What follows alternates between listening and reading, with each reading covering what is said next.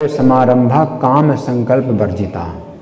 तो समारंभा का मतलब है कि भगवान के लिए अगर कोई कार्य करना है तो आरंभ कैसा होना चाहिए? सम्यक आरंभ। समारंभ का मतलब सम्यक आरंभ, यानी अच्छी प्रकार से आरंभ करना चाहिए कि भगवान के लिए। जैसे प्रभुपाद जब विदेश में गए तो कार्य उनको जो है आरंभ करना था, तो आरंभ करने से पहले उन्होंने बहुत तैयारी की। उसको कहते हैं सम आरंभ। अच्छी प्रकार से आरंभ करना है, कार्य को आरंभ करना है तो ऐसे आरंभ करना है कि फिर काम बीच में ना रुके। काम को ऐसा करना है कि फिर वो पूरा ही होना चाहिए। इसलिए आरंभ में सब कुछ सोचना चाहिए, तैयारी करनी चाहिए, सब कुछ करना चाहिए। इसे कहते हैं समारंभा। और काम संकल्प वर्जिता, अपनी इंद्रिय तृप्ति की जो भावना है वो नहीं होना चाहिए, क्योंकि कृष्ण का ही केवल इसमें प्रसन्नता, कृष्ण की प्रसन्नता के लिए कार्य करना चाहिए ना। काम संकल्प वर्जिता। तो ज्ञानाग्निदग्ध कर्माणम, तो उसके लिए भगवान करे ऐसा व्यक्ति का जो है जो कर्म है वो ज्ञान के अग्नि में जल गया। तो इसमें से मैं पाठ करूँगा कि यहाँ पर भगवान कह रहे हैं कि कृष्ण भावना भावित व्यक्ति के कर्मों से फल उत्पन्न नहीं हो सकते हैं। जिस प्रकार अग्नि में यदि बीज भुन जाता है तो वो बीज पुनः अंकुरित नहीं हो सकता है। गीता 13:2 में भगवान कहते हैं कि हे अर्जुन, ये शरीर क्षेत्र कहा जाता है और शरीर के अंदर स्थित जीवात्मा को क्षेत्रज्ञ कहा जाता है। हमें समझना चाहिए कि क्षेत्र का एक अर्थ है खेत जिसमें बीज बोए जाते हैं और फसल उगाई जाती है, और क्षेत्र के शब्द का अर्थ है किसान जो अपने खेत में बीज बोता है। तो यदि शरीर क्षेत्र है या खेत है और जीवात्मा क्षेत्रज्ञ यानी किसान है, तो वो जीवात्मा अपने शरीर रूपी खेत में किस प्रकार के बीज बोता है? हमें समझना चाहिए कि ये शरीर कर्म क्षेत्र कहा जाता है। कर्म क्षेत्र का अर्थ है ऐसा खेत जिसमें कर्मों के बीज बोए जाते हैं। वास्तव में ये मनुष्य का शरीर ही कर्म क्षेत्र है जिसमें कर्म रूपी बीज अंकुरित होते हैं। मनुष्य के अतिरिक्त अन्य प्रकार के शरीर यद्यपि खेत हैं, परंतु ये खेत बंजर हैं। इन शरीरों में कर्म रूपी बीज अंकुरित नहीं हो सकते। जो दूसरे प्रकार के शरीर होते हैं वो कर्म योनि कहलाते हैं, भोग योनि कही जाती है, कर्म योनि नहीं। इसमें कर्मों के बीज अंकुरित नहीं होते हैं। ये शरीर कर्म, मनुष्य का शरीर है कर्म योनि है, इसमें कर्म के बीज अंकुरित होते हैं। तो यहाँ पर भगवान कह रहे हैं ज्ञान अग्नि दग्ध कर्माणम, अर्थात कृष्ण भावना भावित व्यक्ति के कर्म रूपी बीज ज्ञान की अग्नि में दग्ध हो जाते हैं। तो दग्ध शब्द का सामान्य अर्थ है भस्म होना है। तो जिस प्रकार प्रज्वलित अग्नि ईंधन के ढेर को भस्म कर देती है, उसी प्रकार ज्ञान की अग्नि समस्त कर्मों को भस्म कर देती है। तो यहाँ पर हमें समझना चाहिए कि जिन कर्मों को ज्ञान की अग्नि भस्म कर देती है वे कर्म इस समय होने वाले कर्म नहीं हैं, बल्कि अनेक जन्मों में किए हुए संचित कर्म हैं। परंतु जहाँ तक इस समय होने वाले कर्मों की बात है, उन कर्मों के लिए दग्ध शब्द का कुछ अन्य अर्थ होना चाहिए। दग्ध शब्द का एक अन्य अर्थ होता है भुनना। यदि अग्नि में कोई बीज भुन जाता है तो समय उस बीज का रूप तो जैसे का तैसा रहता है, परंतु वो बीज अब अंकुरित नहीं हो सकता, तो भस्म नहीं हुआ। क्या हो गया? भुन गया, है ना। तो कोई बीज धान जैसे मान लो आप भून देते हैं, तो भस्म नहीं हुआ, राख नहीं बना, भून दिया आपने, भुन गया, तो अब क्या हो गया? अब वो अंकुरित नहीं हो सकता, अब वो जो है बीज का काम नहीं कर सकता, है ना। तो श्री कृष्ण भावनामृत की जो भक्ति है ये अग्नि के समान है, और हम जो कर्म करते हैं वो बीज के समान है। तो भक्ति, कृष्ण भावनामृत की भक्ति जो है उस कर्मों के बीज को क्या करती है? भून देती है। अभी हम जो कुछ भी कर्म कर रहे हैं ये क्या हो गए? भूनते जा रहे हैं कृष्ण की भक्ति में, और भूनते जा रहे हैं तो अब इन कर्मों को जो है अब ये फल नहीं होगा, कर्म अंकुरित नहीं होंगे, है ना। तो कृष्ण भावनामृत की अग्नि इस प्रकार की है, हम जो कुछ भी कर्म कर रहे हैं वो दग्ध होते जा रहे हैं, यानी भुनते जा रहे हैं। अब हमें विचार करना है कि मनुष्य शरीर कितना अधिक खतरनाक है। कि मनुष्य शरीर एक उपजाऊ खेत के समान है, जिसमें जीवात्मा जैसे भी कर्म करता है वे कर्म बीज के समान हैं और खेत में अंकुरित हो जाते हैं। अब जीव का कोई नियंत्रण नहीं है। जीव जो भी कर्म करता है उन्हें जीव मिटा नहीं सकता है। वे कर्म बीज बनकर खेत में गिरेंगे और अंकुरित होंगे। तो खेत क्या है? शरीर। मनुष्य का शरीर ही खेत है। आप जो भी कर्म करते हैं अच्छे बुरे, वो क्या होते हैं? उसी खेत में जमते हैं और फसल होती है। तो जिस प्रकार एक बीज से अनेक बीज उत्पन्न होते हैं, एक बीज से अनेक बीज या अनेक फल उत्पन्न होते हैं, उसी प्रकार जीव मनुष्य शरीर में जो भी कर्म करता है वे सभी कर्म बीज बनकर और अंकुरित होकर कई गुने फल उत्पन्न करते हैं, कई गुने फल।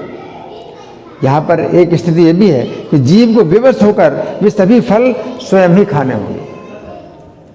क्या? जीव को जो है विवश होकर सभी फल खाने होंगे। एक बीज आपने जैसे बोया तो उसमें आम का बीज अगर आपने बोया तो आम का पेड़ होगा, कितने फल होंगे, है ना? तो आप तो नहीं खा सकते, है ना? तो कोई नहीं खा सकता। लेकिन यहाँ पर क्या है कि आपको ही खाने पड़ेंगे सब। तो ये कर्म का फल जो है कितना भोगना पड़ेगा आपको, कितने जन्म तक भोगना पड़ेगा, है ना? इस प्रकार जीव मनुष्य शरीर में जो भी कर्म करता है उन सभी कर्मों के फल भोगने के लिए उससे करोड़ों वर्षों तक स्वर्ग में अथवा नरक में सुख या दुख भोगना पड़ेगा, अथवा अनेक प्रकार की योनियों में जन्म लेना पड़ेगा। तो अब भगवान एक श्रेष्ठ उपाय बतला रहे हैं, अत्यंत श्रेष्ठ उपाय बता रहे हैं अपनी रक्षा के लिए, जिसके द्वारा मनुष्य शरीर में किए हुए कर्मों के बीज ज्ञान की अग्नि में भुन जाते हैं। अब सोचिए कितनी बड़ी रक्षा है। इस प्रकार वे कर्म अब ना तो अंकुरित ही हो सकते हैं और ना ही सुख और दुख रूपी फल ही उत्पन्न कर सकते हैं। बीज भुन जाए ना अंकुरित होगा और ना फिर उससे फल पैदा होगा। हमें समझना चाहिए कि कृष्ण भावनामृत ही ज्ञान की वो अग्नि है, ज्ञान की वो अग्नि है जिसमें भक्त जो भी कर्म करता है वे सभी कर्म भुने हुए बीज के समान बन जाते हैं। और ब्रह्म संहिता 5:54 में ब्रह्मा जी कहते हैं श्री कृष्ण एक कीड़े से लेकर इंद्र पर्यंत सभी जीवों को उनके कर्म फलों के अनुरूप फल भोग कराते हैं। कृष्ण वह सबको फल भोग कराते हैं, चाहे कीड़ा हो चाहे इंद्र हो, सबको कर्म का फल भोग कराते हैं। परंतु अपने भक्तों के कर्म रूपी बीजों को इस प्रकार भून देते हैं कि वे ना तो अंकुरित ही हो पाते हैं और ना ही फल उत्पन्न कर पाते हैं। तो कृष्ण जो है अपने भक्तों के लिए ऐसे आदि पुरुष गोविंद का मैं भजन करता हूँ। तो भक्ति सिद्धांत सती ठाकुर तात्पर्य में लिखते हैं कि श्री कृष्ण पतित आत्माओं को उनके पूर्व जन्मों के कर्मानुसार कर्म फल भोग करने को विवश करते हैं, किंतु अपने भक्तों पर कृपावश परीक्षा की अग्नि द्वारा सारे कर्मों के मूल में रहने वाली अविद्या और दुर्वासनाओं को दग्ध कर देते हैं। तो कृष्ण जो है अपने भक्तों पर, तो श्री कृष्ण स्वयं अपने भक्तों के कर्मों की परीक्षा की अग्नि में भूनते हैं। परीक्षा लेते हैं तो वो अग्नि है और कर्मों को परीक्षा की अग्नि में भूनते हैं। जबकि इस श्लोक में भगवान कहते हैं कि कृष्ण भावना भावित व्यक्ति के कर्म ज्ञान की अग्नि में भून जाते हैं। यदि हम गहराई से विचार करें तो दोनों बातें एक ही हैं। श्री कृष्ण अपने भक्तों की परीक्षा लेते हैं कि वे कितने अधिक श्री कृष्ण के प्रति समर्पित हैं, और समय वे भक्तों के हृदय में बैठे हुए कृष्ण भावनामृत का ज्ञान भी उत्पन्न करते हैं। तो परीक्षा की अग्नि और ज्ञान की अग्नि एक ही चीज़ है कि परीक्षा जब भगवान लेते हैं तो ज्ञान की अग्नि प्रकट कर दें, ताकि भक्त अपने निश्चय को न छोड़े। इस प्रकार परीक्षा की अग्नि और ज्ञान की अग्नि एक ही है। तो अब भगवान कह रहे हैं ज्ञान रूपी अग्नि के द्वारा कृष्ण भावना भावित व्यक्ति के कर्मों के बीज भुन जाते हैं। भगवान की इस शिक्षा से निष्कर्ष निकलता है कि जिस समय काम संकल्प नहीं होता है उस समय ज्ञान की अग्नि प्रज्वलित होती है। क्या? ज्ञान की अग्नि तब प्रज्वलित होती है जब काम संकल्प नहीं होता है ना? तो जिस समय काम संकल्प होता है तो ज्ञान की अग्नि बुझ जाती क्या काम संकल्प होता है तो ज्ञान की अग्नि बुझ जाती है। इस प्रकार हम कह सकते हैं कि काम संकल्प बालू के समान है। काम संकल्प बालू के समान है। जिस प्रकार बालू के द्वारा ढकने पर अग्नि बुझ जाती है, उसी प्रकार काम संकल्प द्वारा ढकने पर ज्ञान का प्रभाव समाप्त हो जाता है। आपको ज्ञान की अग्नि अगर प्रज्वलित करना है तो बालू उसके ऊपर नहीं डालना है। अगर आग को अगर प्रज्वलित करना है तो बालू नहीं डालना उसके ऊपर, है ना। तो काम संकल्प, इसलिए गीता 3:39 में भगवान ने कहा है आवृतम ज्ञानमेते न ज्ञानिनो नित्य वैरिणा। काम क्या है? काम ज्ञान की अग्नि को ढक देता है ना। अर्थात बद्ध जीव के अंदर जो ज्ञान की अग्नि है वो काम के द्वारा उसी प्रकार ढकी हुई है जिस प्रकार बालू के द्वारा अग्नि ढक जाती है अथवा बुझ जाती है। इस प्रकार हमें समझना चाहिए कि हमारा मुख्य कार्य यही है कि हम काम संकल्प का सदा त्याग करते रहें। इतना करने से हमारी कृष्ण भावना मृत रूपी ज्ञान की अग्नि प्रज्वलित रहेगी और हमारे कर्मों के बीजों को भूनती रहेगी।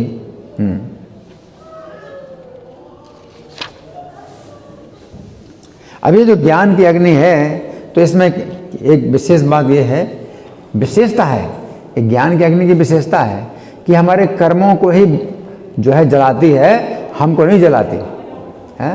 तो हम जो है अपने हृदय में ज्ञान की रूपी अग्नि जो है प्रज्वलित रखें तो इस अग्नि से जो है और कोई नुकसान नहीं होता। सामान्य अग्नि होती है तो आप जो चीज़ जलाते हैं वो तो जल ही जाती है और जो चीज़ नहीं जलाना चाहते वो भी जला देती है ना। अगर आप जो है आपने आग जलाई है ना, तो आग जलाई तो आपने कोई चीज़ अगर जलाना है तो वो जला देते हैं, लेकिन आग क्या करती है, कोई चीज़ जो नहीं जलाना चाहते हैं उसको भी जला देगी, हर चीज़ जला देती अग्नि। लेकिन ज्ञान की अग्नि कैसी है, हमारे हृदय में ज्ञान की अग्नि अगर जलती रहेगी तो हमारे कर्मों के बीज तो भुनेंगे और बाकी कुछ हमारे जो है अनिष्ट नहीं होगा और कुछ अनिष्ट नहीं होगा। तो ज्ञान की अग्नि जो है इतनी जो है ये लाभदायक है। ज्ञान की अग्नि लाभदायक है। घर में अगर आप आग जलाते हैं तो थोड़ा दूर रखते हैं कि कोई चीज़ अगर जलने वाली है तो उसके पास आग ना जलाओ। आग को जलाते हैं तो कोई चीज़ जो है जो जलने वाली है उसको दूर रखते हैं, है ना, जला देगी। लेकिन ज्ञान की अग्नि क्या है, केवल हमारे कर्मों के बीजों को जलाती है और कर्मों के बीज जो है भून देती है और भून देती तो फिर वो जमेंगे नहीं, अंकुरित नहीं होंगे, ना फल देंगे, है ना। तो इसको कहते हैं क्रियमाण। हम जो कुछ भी कर्म कर रहे हैं अब हमारे कर्म जो है क्या रहेंगे, फल नहीं देंगे, फल नहीं उत्पन्न करेंगे, है ना। और ज्ञान की अग्नि कुछ चीज़ें ऐसी हैं जिनको भस्म कर देती है। ज्ञान की अग्नि कुछ चीज़ें ऐसी हैं जो उनको भस्म कर देती है। वो क्या है, संचित कर्म। हजारों जन्मों के जो कर्म हैं हमारे जो संचित हैं उनको भस्म कर देती, उनको भूनती नहीं है, भस्म कर देती, है ना। तो ये ज्ञान की जो अग्नि है ये दो प्रकार का कार्य करती है। संचित कर्मों को पूरा भस्म कर देती है, उनका तो नाम निशान भी नहीं रहता, भस्म ही कर दिया।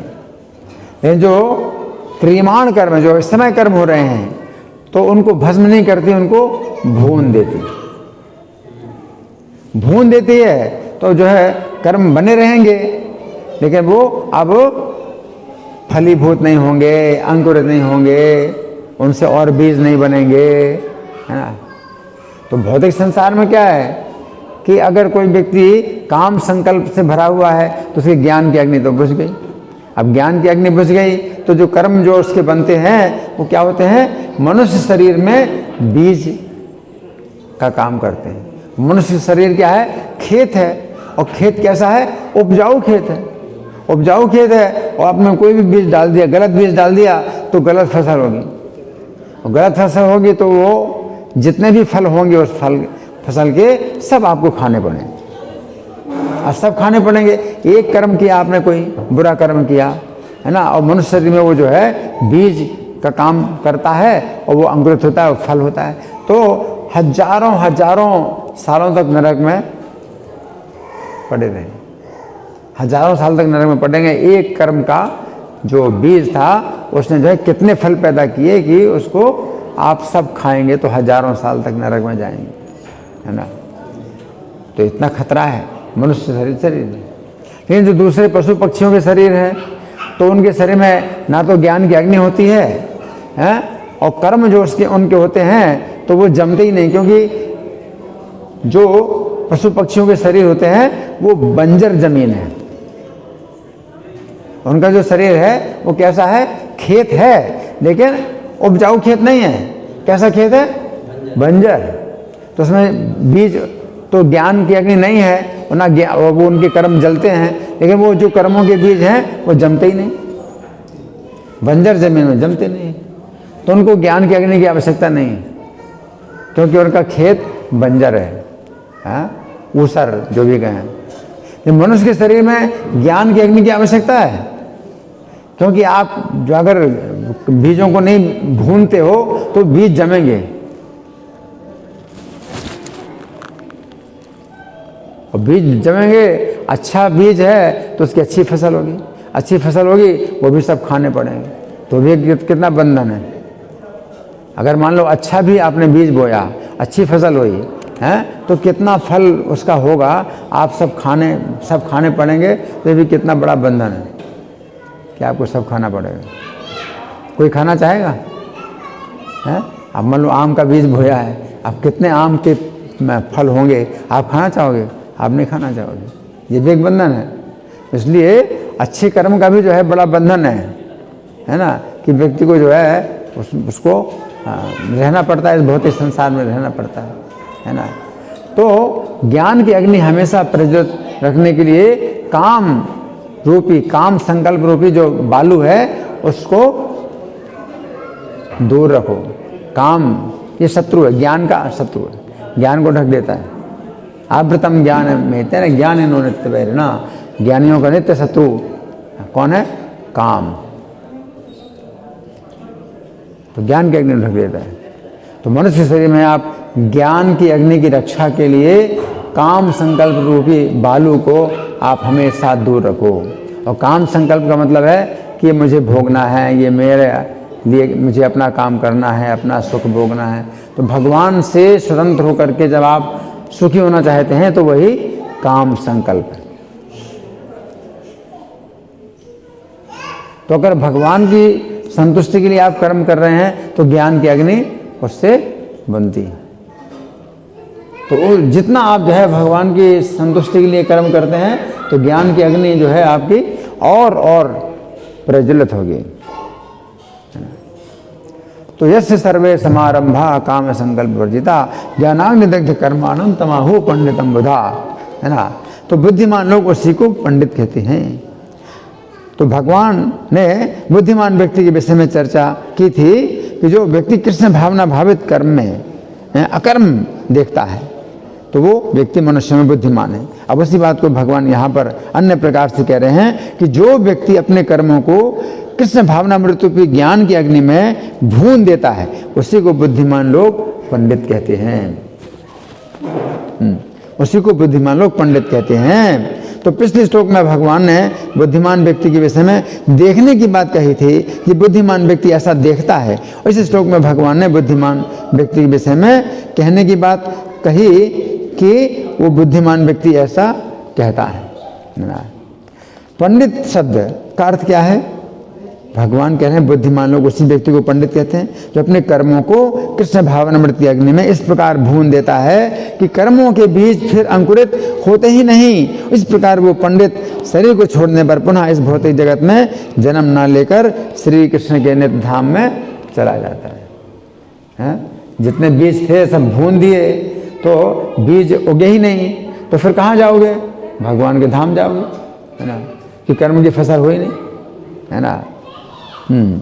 तो यहाँ पर भगवान कह रहे हैं कि बुद्धिमान लोग ही ऐसे व्यक्ति को पंडित कहते हैं। इसका अर्थ है कि सामान्य लोग इस बात को समझ नहीं सकते हैं। जो व्यक्ति कर्मों का स्वरूप से ही त्याग करके भजन में लगा हुआ है उसे समझना तो आसान है, परंतु जो व्यक्ति तत्परता पूर्वक कर्म करते हुए भी कर्म से नहीं बंधता है उसे समझना कठिन है।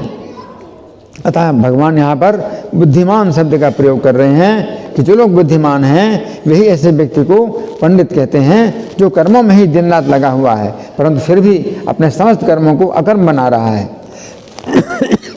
अर्थात अपने समस्त कर्मों को कृष्ण भावनामृत रूपी ज्ञान की अग्नि में भून रहा है।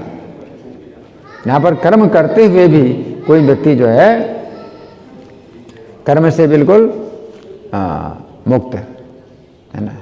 तो कोई व्यक्ति अगर भजन कर रहा है, दिन रात भजन कर रहा है, भजन में लगा है, तो उसको तो आप समझ सकते हैं कि भाई वो तो अपना दिन रात भजन में लगा हुआ है। लेकिन जो व्यक्ति भौतिक संसार में कर्म भी करे और कर्म से ना बंधे, वो ज़्यादा बड़ी बात है ना।